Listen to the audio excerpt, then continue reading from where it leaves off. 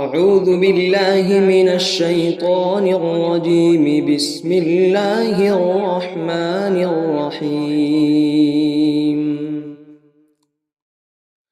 والسماء والطارق وما أدراك ما الطارق النجم الثاقب إن كل نفس لما عليها حافظ فلينظر الإنسان مما خلق من ماء دافق يخرج من بين الصلب والترائب إنه على رجعه لقادر يوم تبلى السرائر فما له من قوة ولا ناصر.